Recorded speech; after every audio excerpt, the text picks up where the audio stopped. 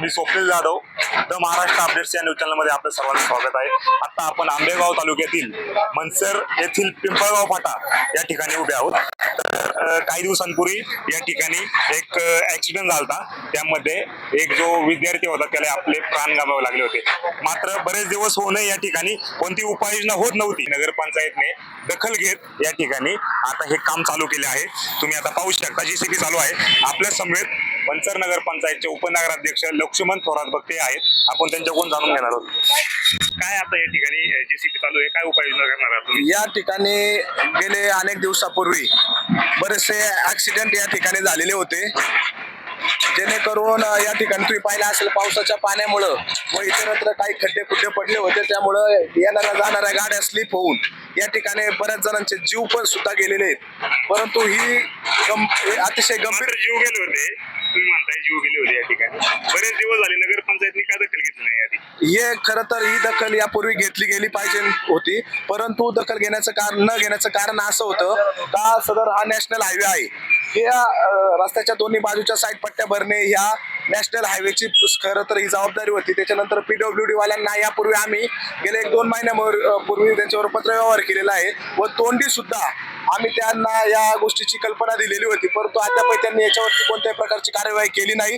तदनंतर एक सोशल मीडियावरती बऱ्याचशा पोस्ट या संदर्भात फिरल्या, परंतु खरंच ती पोस्टमध्ये काही चुकीचं नव्हतं, कारण एखाद्याचा जर जीव वाचत असेल तर नक्कीच आम्ही सर्व या गोष्टी करण्यासाठी नगरपंचायतच्या बांधकाम खात्याचे अधिकारी पवार साहेब या ठिकाणी उपस्थित आहेत, नगरसेवक विकासजी जाधव, निलेश गांजाळे आणि ग्रामस्थ काही उपस्थित आहेत। या ठिकाणी आता प्राथमिक स्वरूपात नगरपंचायतने पुढाकार घेऊन या ठिकाणी फिलिंग करून एक व्यवस्थितरित्या दगडवरती न राहावं व्यवस्थितपणे करून घेण्यास सांगितलेले आहे व तदनंतर एक फॅन म्हणजे कॉन्क्रिटीकरण करून या ठिकाणी तुम्ही पाहू शकता या ठिकाणी दोन्ही बाजूला लवकरच करण्याचे आदेश आम्ही संबंधित अधिकाऱ्यांना दिलेले आहेत। नगरपंचायतच्या नफातोट्यातून किंवा कोणत्याही याच्यातून या करण्यास आम्ही त्यांना सांगितलेलं आहे। मात्र या ठिकाणी मोठ्या प्रमाणात ट्रॅफिक होते, तुम्ही दोन्ही बाजूच्या रस्त्याच्या दोन्ही बाजूला दुतर्फाला मोठ्या प्रमाणात मोठ्या गाड्या उभ्या राहतात, नगरपंचायतने याच्यावरती काय उपाययोजना करणार आहेत का? नक्कीच आता अतिक्रमणासंदर्भात सुद्धा नागरिकांनी काळजी घेतली पाहिजे ना, आपण स्वतःहून देखील आहे आजूबाजूला तुम्ही काही तसं नोटीस वगैरे काढली? यामध्ये बऱ्याच नागरिकांच्या काही तक्रारी होत्या का अतिक्रमण भरपूर मोठ्या प्रमाणात झालेलं आहे।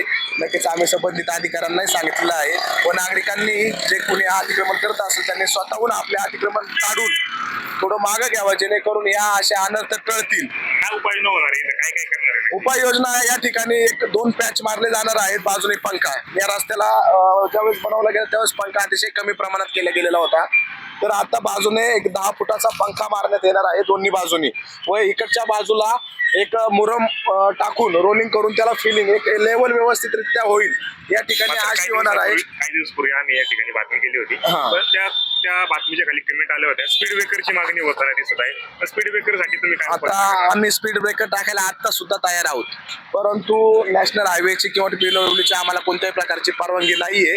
आम्ही पत्र व्यवहार करून त्यांना स्पीड ब्रेकर साठी आम्ही मागणी करणार आहोत। तर हे होते उपनगराध्यक्ष लक्ष्मण थोरात। नगरपंचायतच्या माध्यमातून उपाययोजना होताना दिसत आहेत, तर कशा पद्धतीने आता उपाययोजना होणार आहेत आणि याचा नागरिकांना कशा पद्धतीने फायदा होणार आहे आता आपण हे पाहणार आहोत। मी स्वप्नील जाधव, द महाराष्ट्र अपडेट्स, आंबेगाव, मनसर।